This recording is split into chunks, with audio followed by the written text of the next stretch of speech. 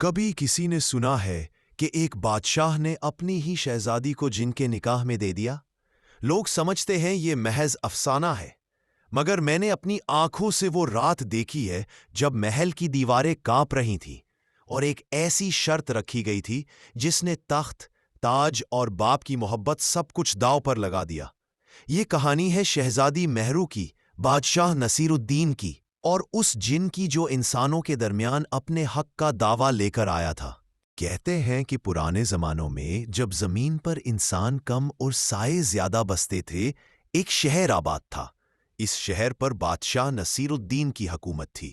نصیر الدین عادل اور علم دوست بادشاہ تھا۔ اس کے دربار میں بڑے بڑے عالم، شاعر اور فلسفی بیٹھتے، خزانے میں سونے کے ڈھیر پڑے رہتے اور فوج بہادری میں مثال تھی۔ لیکن بادشاہ کی سب سے قیمتی دولت اس کی بیٹی تھی، شہزادی مہرو۔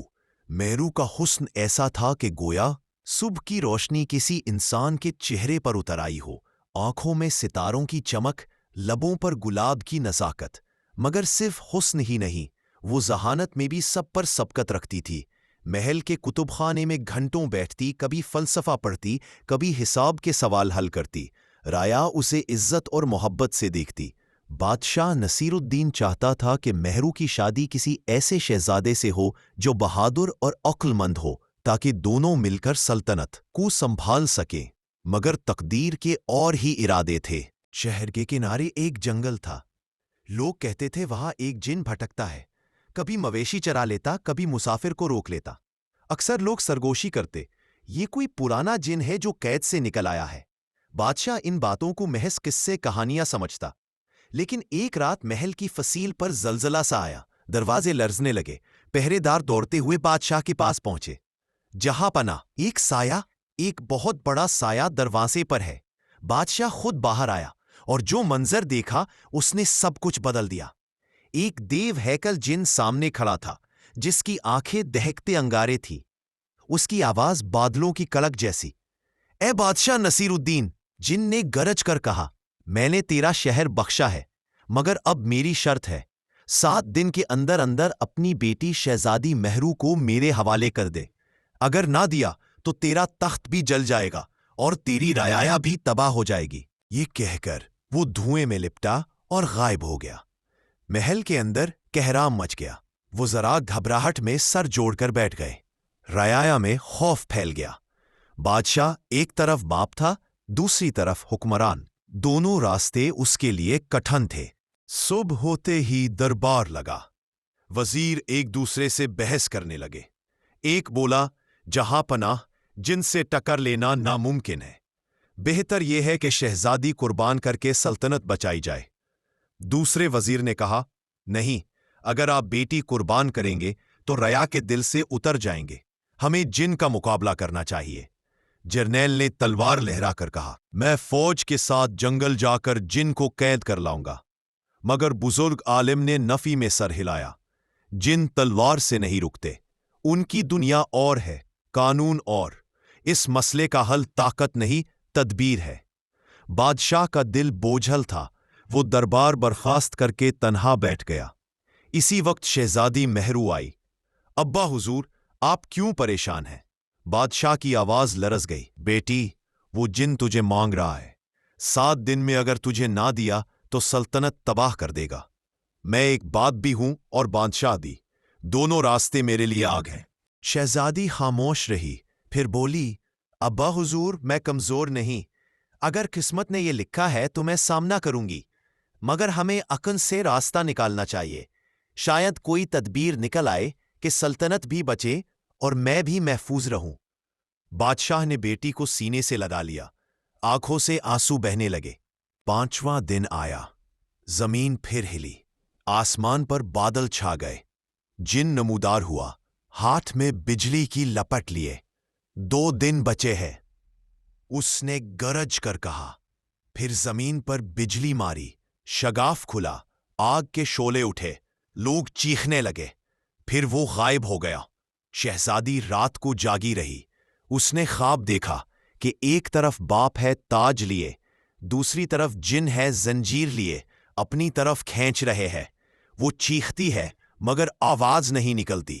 زمین ٹوٹتی ہے اور وہ اندھیرے میں گرنے لگتی ہے۔ وہ گھبرا کر جا گئی، وضو کیا، سجدے میں گری۔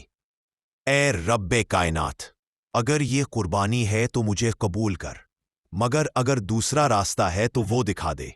صبح ہوئی تو اس کے دل میں سکون تھا، اس نے فیصلہ کر لیا تھا۔ شام کو اس نے دربار میں کہا، ابا حضور، بحث ختم کیجئے، میں خود اس جن سے بات کروں گی۔ بادشاہ کانپ گیا، بیٹی یہ کیسا جنون ہے؟ مہرو نے کہا، سچ جانے بغیر فیصلہ نہیں ہو سکتا، مجھے اس سے ملنے دیجئے۔ بالآخر اجازت دے دی گئی۔ شام ڈھلی، قلعے کے باہر مشعلیں جلیں۔ شہزادی سفید لباس میں دروازے پر کھڑی تھی۔ آسمان پر گھٹا چھائی، بجلی کڑکی اور جن نمودار ہوا۔ تو آئی ہے اے مہرو؟